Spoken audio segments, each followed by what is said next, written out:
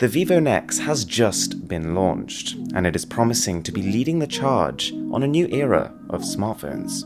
Okay, let's kick things off with that screen. You're probably all familiar with the 6.2-inch Super AMOLED display of the S9 Plus, and it's really fantastic. Bold, bright, and beautiful, with a high screen-to-body ratio of 84.2%. Now, Vivo weren't kidding. The NEX is on an entirely different level. This isn't a gimmick, this isn't marketing talk, this phone has a screen-to-body ratio of 91.2%.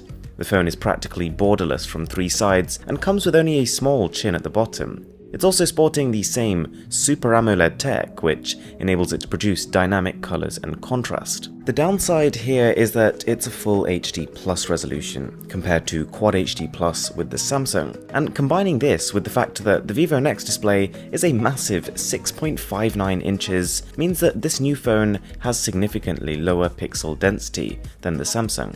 So screen-wise, it's a bit of a toss-up. The form factor on the Vivo puts Samsung to shame, but the S9's screen sharpness is a lot higher. Okay, related to the display, in order to get the screen all the way to the top of the phone, Vivo has found a clever way to replace the traditional earpiece.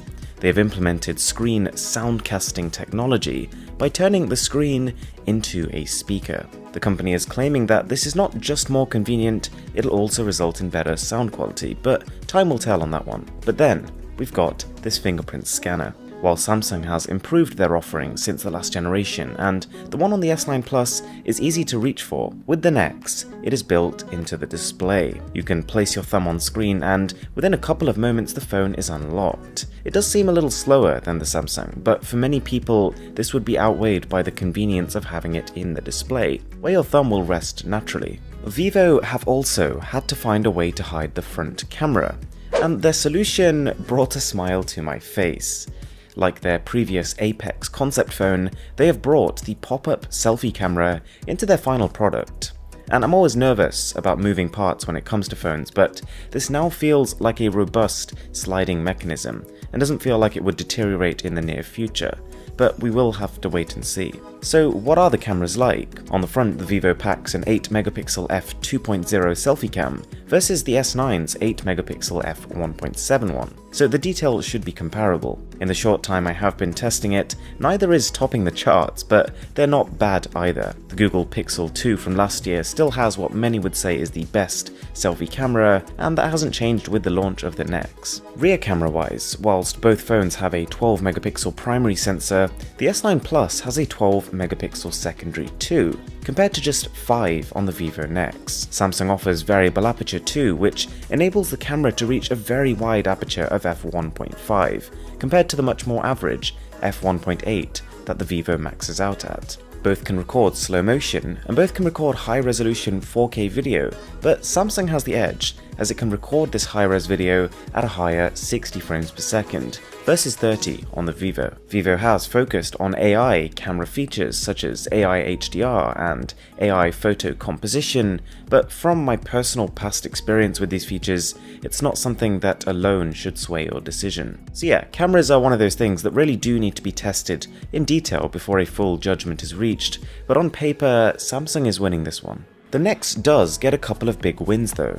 Its 4000 mAh battery pastes Samsung's 3500 mAh one. You can expect an extra 15% or so battery life. That's quite a big deal. The NEX also has 256 GB of storage internally by default, versus Samsung's 128 in most regions. Bear in mind that Samsung does offer micro SD card support, where the Vivo doesn't, but with 256 gigs of storage, it's pretty unlikely you're going to need it. The NEX is also the more powerful phone. Both devices are plenty fast with the latest Snapdragon 845 chip, but with an extra 2 GB of RAM versus the S9 Plus, NEX should have a slight edge. Combine this with a lower screen resolution, which means less pixels to push, and any game that would play well on the S9 Plus will play even better on the NEX. But it's not all good news for Vivo. Speaker-wise, whilst Samsung debuted their Dolby Atmos dual speaker system with the S9 and S9 Plus, Vivo doesn't have this arrangement. Its speaker is average compared to Samsung's, which I'd say is in the top 15% of flagship phones in terms of audio.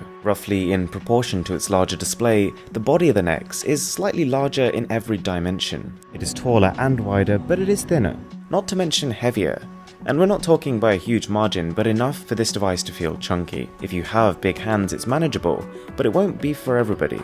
There's no wireless charging here either, and no IP certification, so you don't get that peace of mind when around water that you do with the S9 phones. So whilst we will have to wait to fully test the camera, the durability of moving parts, and the ability of the in-screen fingerprint scanner to not be fooled, we can say with certainty that the Vivo NEX is very forward-thinking. It is the first final retail-ready smartphone with over 90% screen on the front. It is jointly the most powerful phone in the world. It has got a pop-up camera, and is one of the first to have an in-display fingerprint scanner. Comparatively, Samsung's S9 Plus feels like a refined but somewhat conservative device, almost filling in for a year for when Samsung actually pulls out all the stops with its Galaxy S10. Alright guys, I really hope you enjoyed the video, and if you did, if you could smash that subscribe button down below, that would mean a lot to me.